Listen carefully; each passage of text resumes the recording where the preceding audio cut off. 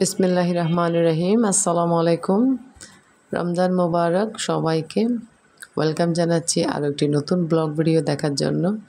যে যেখান থেকে আমার ভিডিওটি দেখছেন না কেন, আশা রাখছি সবাই ভালো আছেন, সুস্থ আছেন। আলহামদুলিল্লাহ, আমি আমার ছানাপোনা নিয়ে ভালো আছি। তো অনেক দিন পর ছাদে আসলাম। আসলে রোজার মধ্যে তেমন ছাদে আসা হয় না। তো আজকে কিছু ছাদে কাপড় নিয়ে আসলাম। তো ভাবলাম একটু রোদে দিই। তো যার কারণে একটু ভিডিও করা। আসলে রোজা হলেও রোজা বা রোজা ছাড়া যে দিনগুলো যেরকম সেভাবে যাচ্ছে আমার দিন। কারণ দেখা যায় সকাল সকাল উঠে যেতে হয়, আর ছোটো বাচ্চা থাকলে তাদেরকে সকালের নাস্তা রেডি করা, তাদেরকে খাইয়ে দেওয়া, এরপর আবার দুপুরে যেভাবে রান্নাবান্না সেভাবেই করে ওদেরকে খাওয়া দাওয়া করাতে হয়। আমার মনে হয় যাদের ছোটো বাচ্চা নেই, তো তারা তো আসলে সুন্দর করে ঘুম থেকে উঠে নামাজ কালাম বা কোরআন শরীফ নিয়ে বসে যেতে পারে। তো যেটা আসলে আমার তেমন সম্ভব হয় না। তো সকালের দিকে যেভাবে রোজার ছাড়াও আমরা কাজকর্ম করি সেগুলাই করতে হয় আমার। তো যাই হোক, এটা হচ্ছে জোহরের পরপর আমি কিছু ছোলা ভেজে দিচ্ছি। তো আজকে একটু গ্রামে যাব আপনাদের ভাইয়াকে নিয়ে। তো বাসায় তো মেয়েরা থাকবে, ওরা ইফতার করবে, তো তাদের জন্য ইফতারিটা রেডি করে যাব। আর এদিকে আমি দুপুরের ওদেরকে ভাতটা খাওয়াই দিচ্ছি। কারণ এই যে বললাম, দুপুরে খাওয়া দাওয়াটা কিন্তু চলে।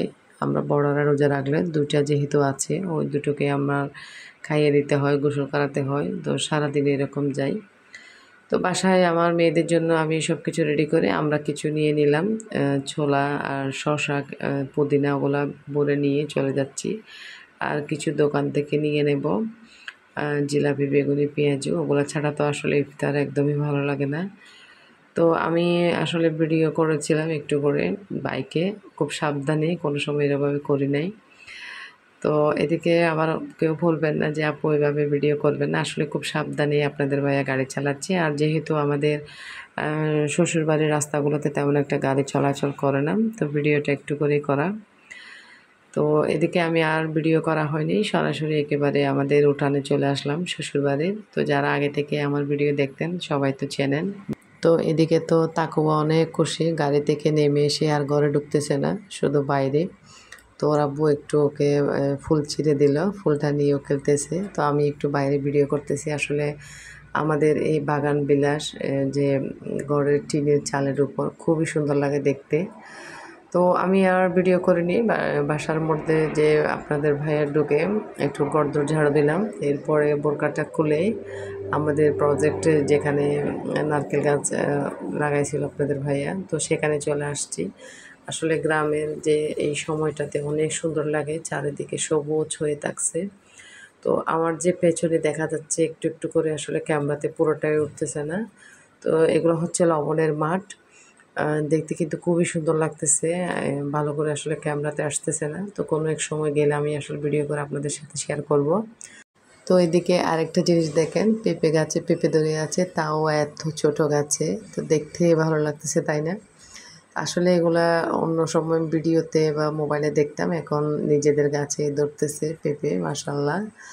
তো কিছু পেঁপে গোল, আবার কিছু পেঁপে লম্বা টাইপের।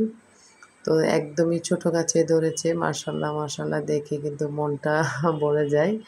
এরকম গাছে ফল ধরে থাকলে খুবই সুন্দর। তো এদিকে খামারের ছেলে কিছু লেবু তুলে নিয়ে যাচ্ছে ইফতারের আগে। তো আমি ওকে আবার ডেকে কিছু ভিডিও করলাম। আসলে এখন বাজারে সবচাইতে দামি জিনিস বলা যায় লেবু। তো এরপরে আমি কিছুক্ষণ পর চলে আসছি বাসায়। এসে আমরা দুজনের জন্য ইফতারি রেডি করতেছি। আপনাদের ভাইয়া দোকান থেকে যে জিলিপি আর বেগুনি পেঁয়াজ নিয়েছিলাম, তো সব কিছু একসাথে করে আপনাদের ভাইয়া রেডি করে নেবে। তো সবাইকে বলতে চাই, যারা যারা আমার ভিডিওতে এখনও পর্যন্ত আছে, যারা এখনও লাইক দিতে ভুলে গেছেন, প্লিজ একটি লাইক দিয়ে ভিডিওটি কন্টিনিউ করবেন। আর সবাই ভালো থাকবেন, মাগফিরাতের দিন চলে যাচ্ছে, সবাই সবার জন্য দোয়া করব, আর আল্লাহর কাছে বেশি বেশি করে ক্ষমা চাইব। আজ এতটুকুই, ইফতার করে নিই, সবাই ভালো থাকবেন। আল্লাহ হাফেজ, আসসালামু আলাইকুম।